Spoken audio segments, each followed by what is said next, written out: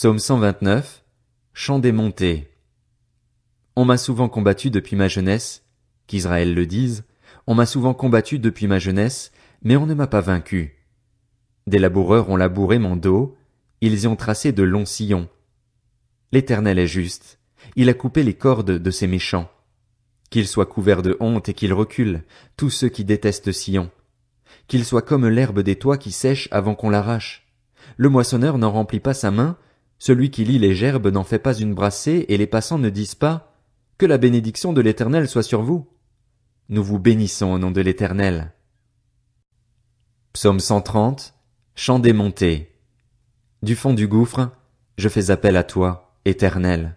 Seigneur, écoute-moi. Que tes oreilles soient attentives à mes supplications. Si tu tenais compte de nos fautes, Éternel, Seigneur, qui pourrait subsister?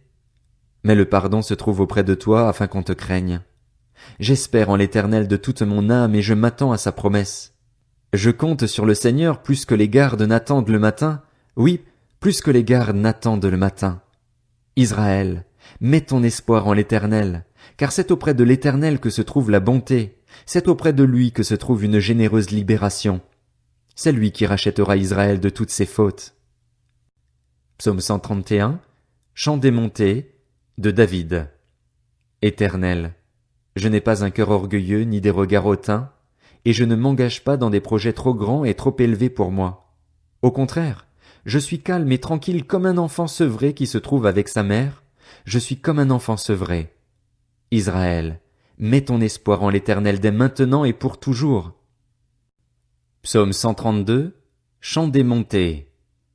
Éternel, souviens-toi de David, de tout ce qu'il a souffert. Il a fait un serment à l'Éternel, il a fait ce vœu au puissant de Jacob. Je n'entrerai pas dans ma maison, je ne monterai pas sur mon lit, je ne donnerai pas de sommeil à mes yeux ni de repos à mes paupières avant d'avoir trouvé un endroit pour l'Éternel, une demeure pour le puissant de Jacob. Oui, nous avons appris que l'arche était à Ephrata, nous l'avons trouvée dans les champs de Jaar. Allons à la demeure du Seigneur, prosternons-nous à ses pieds.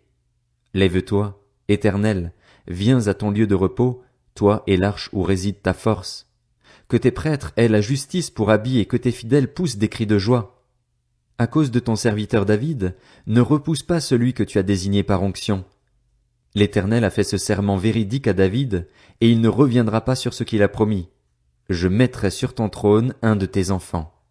Si tes fils respectent mon alliance et les instructions que je leur donne, leurs fils aussi seront assis pour toujours sur ton trône. Oui, l'Éternel a choisi Sion, il l'a désiré pour lieu d'habitation. C'est mon lieu de repos pour toujours. J'y habiterai, car je l'ai désiré. Je bénirai sa nourriture, je rassasierai de pain ses pauvres, je revêtirai ses prêtres de salut, et ses fidèles pousseront des cris de joie. Là je ferai grandir la puissance de David, je préparerai un successeur pour celui que j'ai désigné par onction. Je donnerai la honte pour vêtement à ses ennemis, tandis que sur son front brillera sa couronne.